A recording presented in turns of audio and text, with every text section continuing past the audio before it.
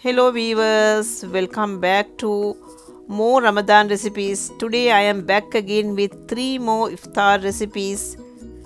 Custard milk with jelly and Sego Sherbet, and I made this beautiful rose agar pudding which I took to my friend's place for an iftar party last week, along with how to fold samosas with spring roll sheets. Watch the video till end to get a better idea. Subscribe to Nazeema's Taste of Home. Press the bell icon for latest updates. It was a beautiful sunny Saturday evening. We are driving to the suburbs as we were invited by my dearest friend Aisha for an iftar party. So I made this rose agar pudding along with some homemade beef samosas. Watch the video till the end to get a better idea about the recipes. Before we reached the iftar table was ready with lots of fruits and other food. Most of them were Turkish food, and you can see all these platters with full of dates, olives, fruits and dahi vada and more appetizers, hummus and more of other foods which I'm not sure about the names, and pakoras. And here comes the time to break fast and everyone is busy serving their food. Here comes my samosa which is moving really fast. As soon as after the Maghrib prayers they served the dinner. There were some Turkish rice, kebabs, chicken shawarma platters and a bowl of delicious salad, mutton keema with rotis, and there were plenty of other foods which I have not mentioned here. Finally, here comes my rose agar pudding. Alia served everyone with this pudding, and there was a tray of chocolate cake which was very delicious. Thanks Aisha and Alia for inviting us. Now let's make the custard jelly sharbat. Boil 2 cups of water. I'm going to add half a cup of Sego. When the water starts boiling, add half a cup of Sego. I have taken the mixed colored Sego, but you can use the regular white Sego. Cook it for about 10 minutes. After 10 minutes, now the Sego looks transparent and cooked. Now I am going to remove it from the heat and add cold water. Mix it and drain the water and keep aside. Now let's make the jelly. I am going to use plain agar powder and make it according to the package instruction. You can use 2 colors of regular jelly powder or plain agar powder. Now I am going to divide this into 2 equal parts and add green and red coloring. You can add many colors as you want and leave it in the refrigerator to set. Now let's make the custard milk. Boil 3.5 cups of full fat milk.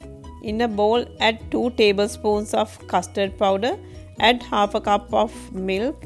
Mix it without any lumps and add it to the boiling milk. Give it a good mix. Add half a cup of condensed milk. Cook it further for 2 or 3 minutes. Add about 2 to 3 tablespoons of sugar and now put off the heat, and I'm going to pour this into a tall jug and leave it in the refrigerator to cool. Now let's start assembling. I'm going to soak 2 tablespoons of sabja seeds or kasakasa seeds in half a cup of water. Meanwhile, let's take the jelly and cut into small cubes just like this. Now let's add the jelly in a large bowl. Add the cooked sago and the sabja seeds and the custard milk and give it a good mix. Check for sugar, but I am not going to add any sugar. Now this delicious and refreshing Sego jelly custard milk sharbat is ready to serve. This is a very simple method, but you can add other flavors and nuts and fruits or however you want to. You can still add fruit cocktail or ice cream too. So here comes this rose agar pudding which I made for my friend's iftar party last week. This is a very unique idea and very easy to make. So let's see how to make this easy rose agar pudding. Into a pan, add 4 cups of fresh milk and bring it to a boiling point. I am going to add 2 tablespoons of the agar powder. Add it to the milk mixture along with half a cup of sugar, half a cup of condensed milk. Give it a good mix. You can adjust the sugar according to your taste. I am adding about 3 to 4 tablespoons of homemade rose syrup. Give it a good mix, and now the rose milk has started boiling. Now remove it from the stove top and add it to a jug just like this, and I am going to use this silicone rose mold and gently and carefully add the rose milk to the rose mold, and you can leave it in the room temperature for 2 hours. I am going to leave it in the fridge for about half an hour. While the roses are setting in the refrigerator, I am going to make the vanilla mixture to the bottom part. Same procedure as the first step. Instead of rose syrup, I am adding vanilla sugar, or you can add the regular vanilla. Divide the milk mixture into 2 parts and add green coloring to one of the part and add it to the disposable glasses just like this. I added about a ladle full of the green color mixture and leave it in the refrigerator for about 2 minutes. After 2 minutes it has semi set. Now let's add a ladle full of the vanilla mixture on the top of the green mixture and leave it in the refrigerator for another 2 minutes. Now meanwhile, finally I have soaked about 10 grams of agar strips. This is to fix the rose on the top. Soak it for about 10 minutes and add about 2 or 3 tablespoons of sugar and bring it to a boiling point. Now this has started boiling. Let's put off the heat and keep aside. Now after about 45 minutes, I took these beautiful roses from the refrigerator, and let's place this on the top of the white part which we set earlier. After placing each of the flower into the cups,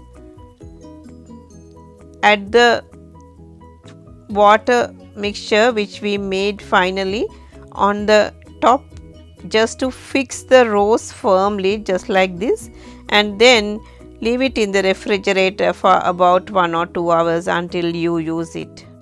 Now let's see how to make beef filling for samosas. Before starting to cook, I have chopped 2 large onions in a onion chopper.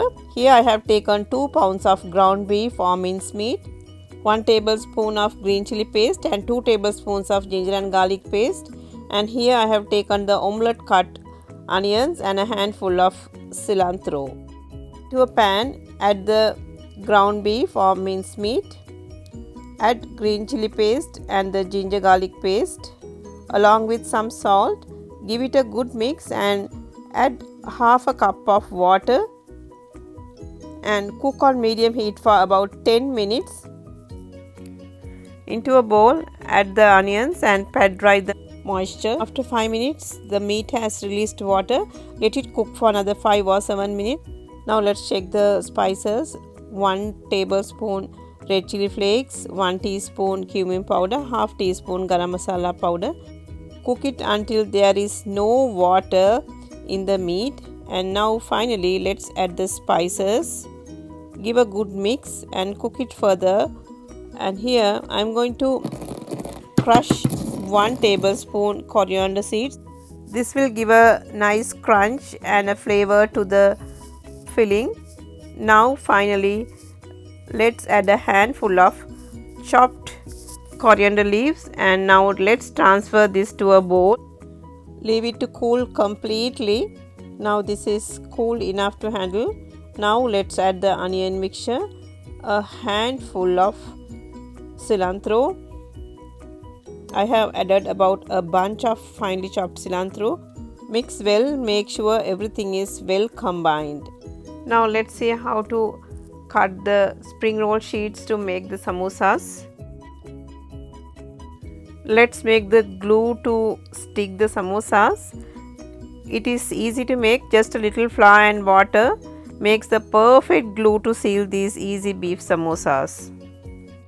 I took these wrappers from the freezer about an hour ago and it is ready to make. I am going to measure it and cut into 3 equal parts, just like this.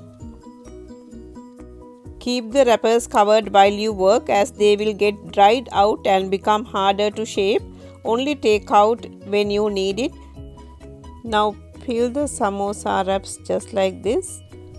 Fold the bottom over to make a triangle and cover the filling. Then flip that triangle to make the second fold, lining up the side of the triangle with the opposite side of the wrapper, just like a corn. Fill the corn with the beef filling and brush the top open edges of the corn with the flour glue. Seal the top ends close and finish it neatly, just like this. I am making a big batch of samosas this time to take for a iftar party. So I am going to freeze it right now. Place the samosas on a baking tray and then keep it in the freezer, and then remove it from the freezer now. And now you can see it is hard. Now put it into a container or a ziploc bag and you can keep it in the freezer for about 6 months.